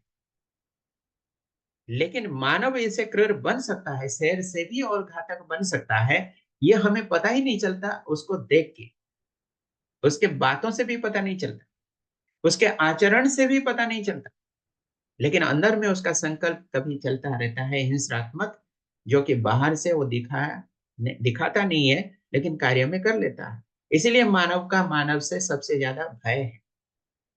आज देखिए, देश देश के बीच में जो संघर्ष है, लड़ाई है, मानव मानव के बीच में जो संघर्ष और लड़ाई है, रक्तपात है, हिंसा है, वो सबसे ज्यादा है मानव मानव के बीच में ही सबसे ज्यादा है। प्रकृति से संघर्ष नहीं है, पशु पक्षी से उतना संघर्ष नहीं है जितना मानव के साथ। परिवार के अंदर में भी संघर्ष है, समाज के अंदर में भी संघर्ष है, देश देश के बीच में तो है ही। तो कहने का मतलब यह है कि मानव के अंदर में अमानवीय आचरण ही सबसे ज्यादा पीड़ादायक है। The inhuman conduct among or within the human beings when you are still in human body। हम आकृति से मानव है या आचरण से मानव है, ये बहुत बड़ा प्रश्न है। जब हम मानव के रूप में अपने आचरण को निश्चित कर पाते हैं, तब हम कह सकते हैं कि हमारी रोल की क्लैरिटी आ गई। सही बोल रहा हूं बहन जी? मानव होने के नाते अगर हमारे अंदर में मानवीय आचरण प्रकट होने लगा, तब हम कह सकते हैं कि हमारे अंदर में रोल की क्लैरिटी आ गई, हम रोल कॉन्शियस हो गए। हम कितने पढ़े लिखे हैं वो मायने नहीं रखता, मेरे पास बहुत बड़ी बड़ी डिग्रियां हैं, लेकिन अमानवीय आचरण करता हूं तो मैं नहीं कह सकता हूं कि मेरे पास रोल की क्लैरिटी है।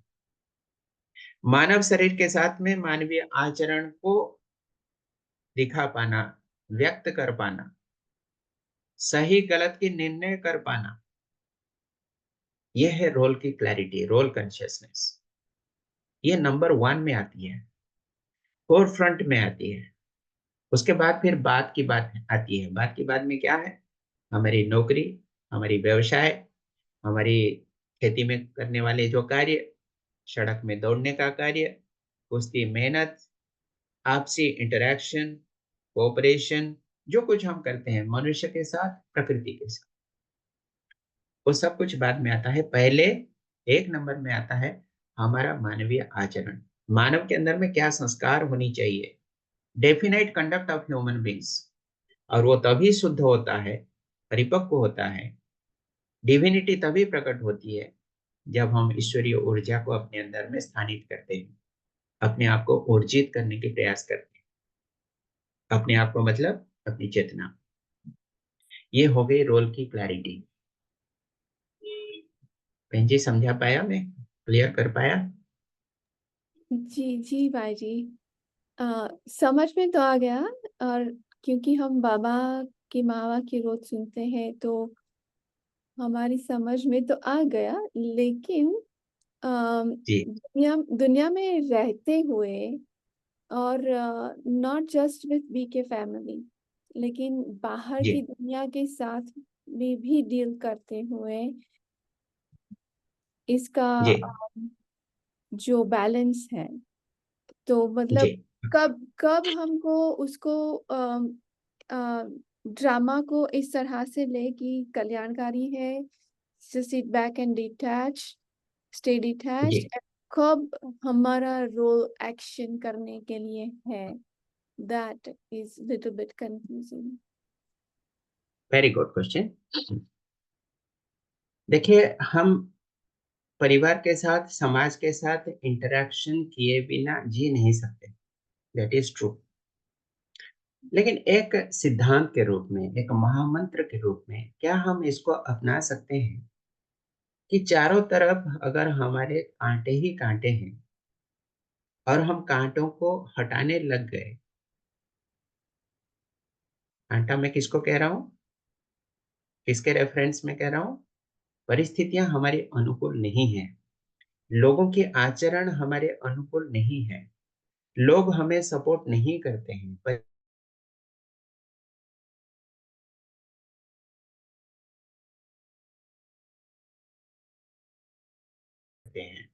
समाज वाले भी विरोध कर, शुद्ध सात्विक भोजन करते हैं, किसी और के हाथ से खाने में थोड़ा सा सोचते रहते हैं कि ये ईश्वरीय ऊर्जा में समर्पित है या नहीं है, वो भी हमारे लिए एक डिस्ट्रप्शन है, एक ऑब्स्टेकल की तरह कभी कभी महसूस होती ही है। अब कहने का भाव यह है कि चारों तरफ कांटे ही है, यानी अपोजिशन है, फ्लक्चुएशन है। क्या हम कांटों को हटाने लग जाए, या उससे आसान तरीका है स्वयं के पैर में चप्पल डाल दें, जूते डाल दें? कौन सी तरीका सही है या आसान है जो हम कर सकते हैं? कांटों को हटाने लग जाएंगे तो तमाम जिंदगी शायद गुजर जाएगी, और एक कांटा हटाया तो उस जगह पे दूसरी कांटा आ जाएगी। आज हटाया तो कल और कांटे आएंगे। आप कांटों को साफ करने लग जाएंगे तो शायद उसका अंत नहीं होगा, क्योंकि इतना बड़ा पॉपुलेशन, इतनी बड़ी दुनिया, इतनी बड़ी धरती, हर जगह पे आपको विरोध ही विरोध मिलेगा। मुझे तो यह लगता है कि अपने पैर में जूता डालने सबसे आसान तरीका है। स्वयं को प्रोटेक्टेड रखें, स्वयं को सुरक्षित रखें, न कि दूसरों को हटाने या सुधारने लग जाए। व्यक्ति का ज्यादातर यही आदत होता है, मानव का यही आदत होता है कि हम सामने वाले को सुधारने के प्रयास ज्यादातर करते रहते।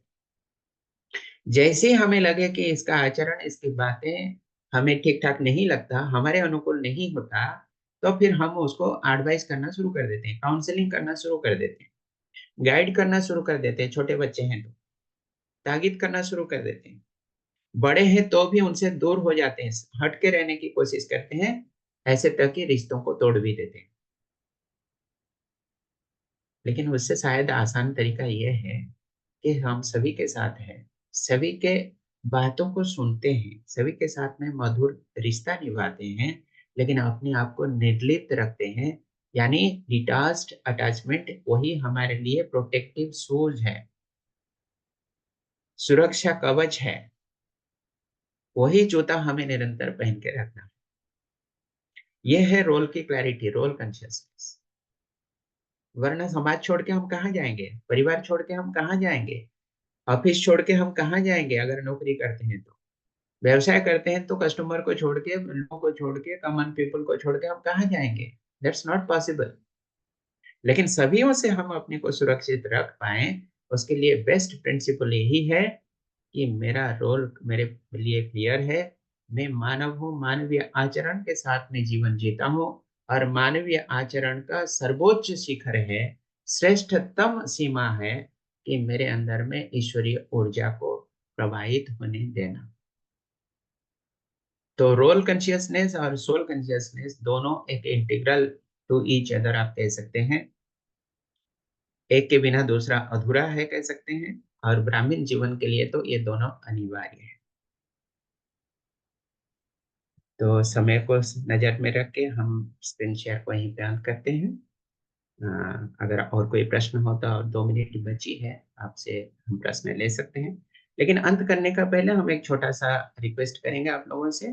बाकी जो कंटेंट है इसको अगली सेशन में शेयर करेंगे, लेकिन एक विशेष चीज आप लोगों को कहना चाहेंगे कि एक छोटी सी फाइल हम शेयर करने वाले हैं, जो कि हमने नीरा दीदी के पास में भेज दिया था, और वो अभी चैट बॉक्स में शेयर कर लेंगे, या तो व्हाट्सएप ग्रुप, जो भी आपको कन्वीनियंट लगे। इसको हम भाई जी लोग कहते हम हैं जी। जी हम व्हाट्सएप ग्रुप में शेयर कर लेंगे। ये जी, सारे पार्टिसिपेंट्स फेस्टिवल ग्रुप में है, उसमें शेयर करेंगे। अगर कोई आप में से फेस्टिवल ग्रुप में नहीं है तो इस चैट बॉक्स में आप अपना नंबर डाल सकते हैं, तो हम नोट कर लेंगे उसे। तो बाकी हम बहुत फेस्टिवल ग्रुप में शेयर करेंगे भाई जी। बहुत सुंदर, थैंक यू बहन जी। तो ये जो जी है सेल्फ असेसमेंट क्वेश्चनर है कि हम अपने आप को किस स्थिति में आज देख पा रहे हैं। It is a self assessment, स्वयं के द्वारा स्वयं का मूल्यांकन करने की एक विधि है ये। इसमें 20 प्रश्न है, बना बनाया प्रश्न, अंग्रेजी और हिंदी दोनों लैंग्वेज में लिखी गई है। आप इसको पढ़ें और उसमें स्कोर दें। 1 से 5 तक का स्कोर है, और किस तरह से स्कोर देना है उसमें स्पष्ट रूप से लिखा हुआ है। आप उसको अपने लिए स्कोरिंग करें। फाइनली टोटल स्कोर कितना हुआ उसको रेडी रखें। अगले सत्र में हम जब मिलेंगे, यानी 3 तारीख, आपके टाइम के अनुसार 2 तारीख पड़ेगी, अक्टूबर 2 तारीख, तो उस दिन अपना अपना स्क्वायर आप बताइएगा, और उस स्क्वायर के उस स्कोर के अनुसार आपकी स्थिति, मतलब मास्टरिंग द ड्रामा के परिप्रेक्ष्य में आपकी स्थिति क्या है, उसकी समीक्षा हम उस दिन करेंगे। और इसी बीच में मैं प्रयास करता हूं कि आज उसको गूगल फॉर्म के रूप में भी बना दूं, ताकि वो लिंक भी आपको मिल जाए, ताकि आप चाहें तो ऑनलाइन भी उसको कर सकते हैं। दोनों ऑप्शन आपके लिए ओपन रहेगा, आप कोई भी ऑप्शन को अपना सकते हैं। उसमें पता चलेगा कि मेरी स्थिति ज्ञान के आधार पर ड्रामा को दृष्टा के रूप में देखने की काबिलियत कितनी है। ये मेरा मूल्यांकन मैं स्वयं कर पा रहा हूँ, उसी का ये क्वेश्चन है। तो इसके साथ ही आज की ये स्क्रीन शेयरिंग को हम स्टॉप करते हैं, और ओवर टू किरण जी। जी भाई जी, बहुत ही खूबसूरत सेशन रहा, बहुत ही ब्यूटीफुल सेशन। और हम लुक फॉरवर्ड करते हैं कि अक्टूबर 2 को अगला सेशन पार्ट 2 हम सब जरूर यहाँ पे होंगे, सब उपस्थित होंगे। तो जो बहुत अच्छे पॉइंट्स लगे, जो ड्रामा का हर एक्ट न्यूट्रल है और दुष्टता के रूप में उसे देखना है, ये बहुत ही अच्छा लगा मुझे। और लेस मात्र भी इस ड्रामा में हमारा अकल्याण हो नहीं सकता, इसको अगर हम अंदर बिठा लें तो सारे प्रश्न खत्म हो जाए। तो ऐसे कई पॉइंट्स हमने नोट किए हैं सबने, बहुत ही अच्छा क्लास रहा। सो आपका बहुत बहुत शुक्रिया। अभी समय हो चुका है, योग के लिए समय नहीं है, लेकिन हम 1 मिनट का साइलेंस रखेंगे, दृष्टि एक्सचेंज करेंगे और फिर खत्म करेंगे।